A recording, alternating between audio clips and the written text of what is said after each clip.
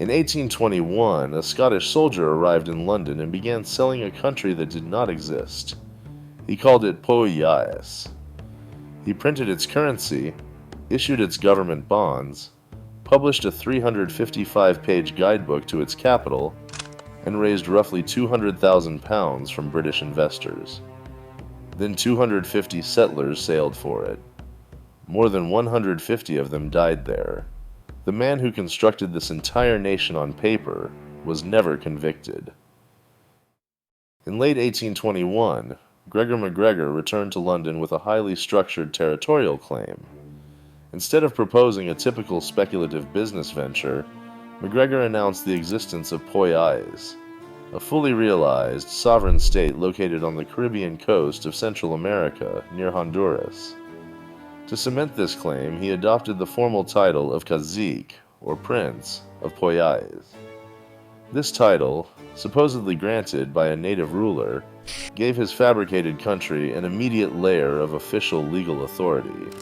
MacGregor did not present Poyais as a wild, untamed frontier. He described a functioning political entity with established institutions, an organized government, and stable borders. By framing the territory as a legitimate state rather than a mere investment opportunity, he shifted the entire premise of his interactions with the British public.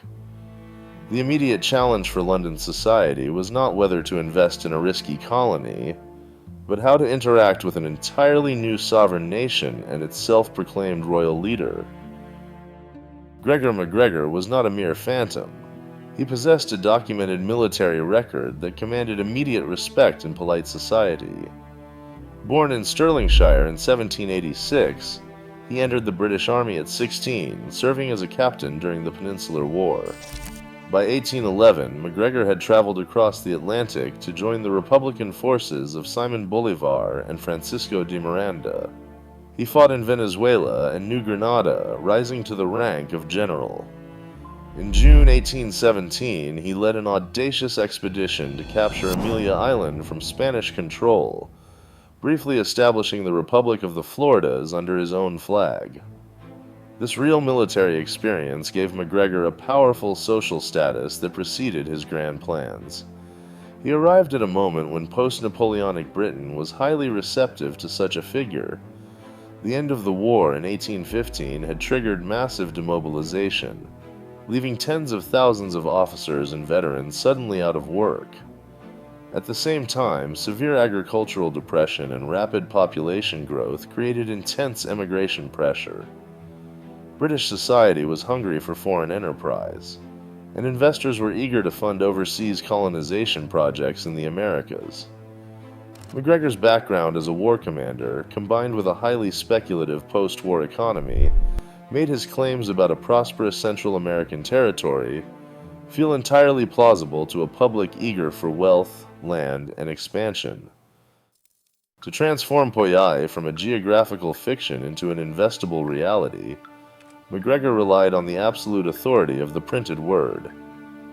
In 1822, he commissioned a 355-page guidebook titled Sketch of the Mosquito Shore, including the territory of Poyais. Written under the name of Thomas Strangeways and printed by the highly respected Edinburgh publisher William Blackwood, the volume detailed the imaginary nation's ideal climate, commercial opportunities, and thriving capital of St. Joseph. This book functioned as definitive proof for a public eager to colonize the Americas. With the guidebook establishing credibility, MacGregor's offices on Threadneedle Street began selling physical assets. They issued land certificates at 4 shillings per acre, translating pure fiction into saleable property by offering deeds to unmapped parcels of Central American jungle. Over 2,000 of these certificates were printed on high-quality vellum, bearing the official seal of the Poyaisian government. To suggest a functioning economy, MacGregor also circulated paper currency denominated in pesos and shillings, which prospective settlers exchanged for real British sterling. The central financial operation occurred on October 6, 1823. Utilizing a network of prominent City of London intermediaries, including the merchant John Diston Powell's and the financial firm Paring & Shaw, MacGregor floated a general mortgage loan on the London Stock Exchange. He issued individual bearer bonds, registered as Poyais loan number A551, valued at £100 each and promising a 6% annual interest rate. Backed entirely by the fictitious revenues of Poyais, the bond offering turned the invented state into investable debt, successfully raising approximately £200,000. A blank space on the map had been transformed into a tradable financial market built entirely on printed respectability. In late 1822, the paper transactions of the London Stock Exchange transformed into a physical, human reality. Two ships, the Honduras Packet and the Kennersley Castle, prepared to leave the cold ports of Scotland, carrying roughly 250 hopeful passengers. These settlers were predominantly working-class families, Scottish artisans, blacksmiths, cobblers, and agricultural laborers who had sold their tools and homes to buy a stake in a new life across the Atlantic. They expected a highly developed, civilized colony, rather than a wild frontier outpost. Gregor MacGregor had promised them a capital city, St. Joseph, featuring wide, paved avenues, a cathedral, and a national bank. The plans even promised an opera house, a symbol of urban sophistication that convinced these families they were moving to a thriving metropolis. The government, they were told, stood ready to employ industrious settlers immediately upon arrival. As the passengers boarded and the ships cleared the harbor for the 5,000-mile crossing, the fraud passed the point of no return. Deception was no longer confined to paper deeds on Threadneedle Street. It had evolved into an irreversible human voyage. In February 1823, the first passengers stepped onto the Mosquito Coast.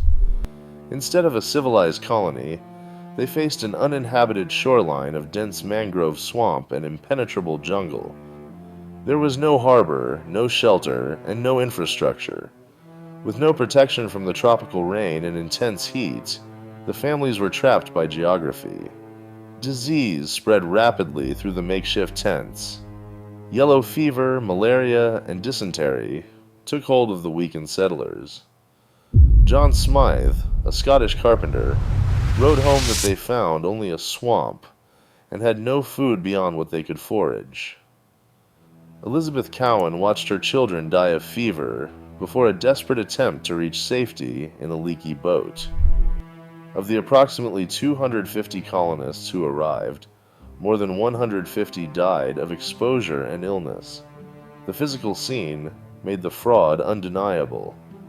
They were victims of a lethal absence, abandoned on a desolate coast 5,000 miles from home.